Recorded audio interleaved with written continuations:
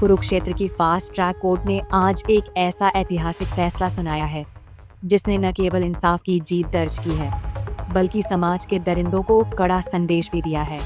13 साल की एक मासूम बच्ची जिसे अगवा किया गया, बंधक बनाया गया, गैंगरेप हुआ और फिर वेश्यावृत्ति के नर्क में धकेल दिया गया।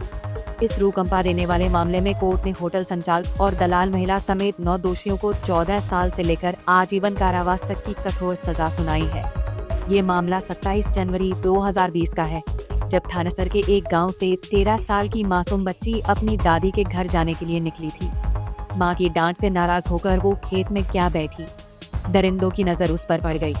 फार्म संचालक ने उसे जबरन कार में डाला और फिर शुरू हुआ हैवानियत का वो सिलसिला जिसे सुनकर रूह कांप जाए। मासूम को होटल में बंधक बनाकर गैंगरेप किया गया और फिर उसे एक दलाल महिला के हवाले कर दिया गया।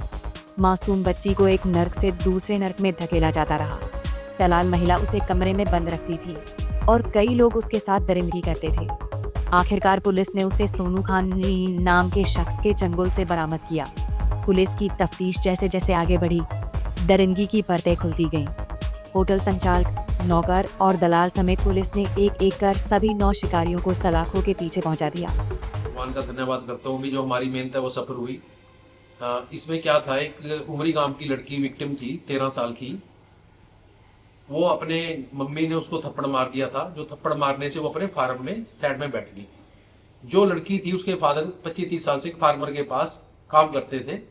तो जो लड़की को, जब लड़की फार्म में अकेली बैठी थी तो देवेंद्र, बिट्टू, निक्सन और मनीष, तीनों मुलजिम इसको गाड़ी में डालकर ले गए और इन्होंने एक रास्ते में एक जिबड़ी के पास कोई ठेका था, वहां उसके साथ गलत काम किया।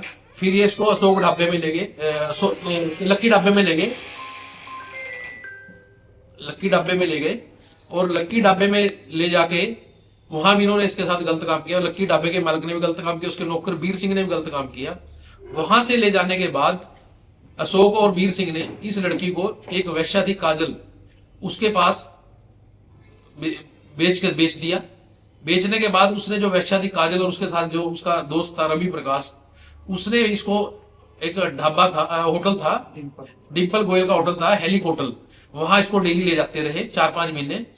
वहां से इसके साथ हर दिन 4 लड़के लोग इसके साथ रेप करते थे इसकी मर्जी के खिलाफ। उसके बाद किसी तरह लड़की थी जो इससे वैश्या काजल थी, उसके पास से भाज के आई और बस स्टैंड में खड़ी थी। तो वहां एक लड़का सोनू मिला इसको, सोनू खान जिसका नाम है पूरा।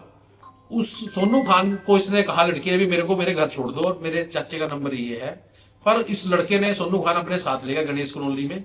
वहां उसने किराए पे कमरा लिया। किराए पे कमरा लेने के साथ वहां इसके साथ, लड़की के साथ गलत काम किया। जो जिससे व्यक्ति से कमरा किराए पे लिया था उसको शक हुआ भी ये लड़की के साथ कुछ गलत हुआ है। उसने उससे आधार कार्ड मांगा। जब उससे आधार कार्ड मांगा तो वो आधार कार्ड दे नहीं पाया और उसने क्या किया, जो मालिक था उसने कंप्लेंट कर दी पुलिस को, सोनू खान की। जो पुलिस ने फिर लड़की को बरामद किया वहां से और सोनू खान को पकड़ा। जो लड़की ने फिर, जब लड़की का पुलिस ने पकड़ा, उसने लड़की को ने सारी बात बताई और पुलिस ने उसको मजिस्ट्रेट के पास पेश किया, जहां उसका 164 किसी का बयान हुआ। वहां से फिर समाज को जब 164 का बयान हुआ, उसके बाद जो लोगों को पता चला, लोगों ने, हमारे को पता चला भी ऐसे ऐसे लड़की के साथ, 13 साल की लड़की के साथ जो गैंगरेप हुआ है। कब का मामला है, कौन से साल का? ये 2020 का मामला है, जनवरी 2020 का।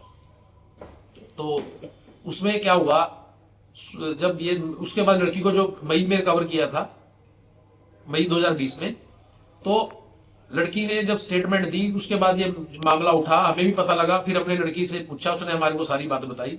फिर हमने पुलिस को डिटेल में कंप्लेंट दी, पर पुलिस ने जो मेन मुलजिम थे देवेंद्र, निक्सन और मनीष, उसका एक लाई डिटेक्टर टेस्ट कराया और इनको निकाल दिया।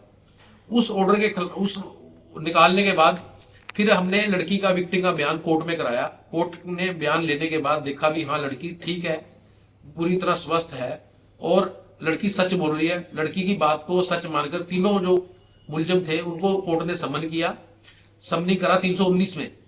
तो मुलजिम को जब समनी की तो पुलिस ने, मुलजिमों ने एंटीसिपेटरी बेल लगाई कोर्ट में, निक्सन, देवेंद्र और मनीष ने।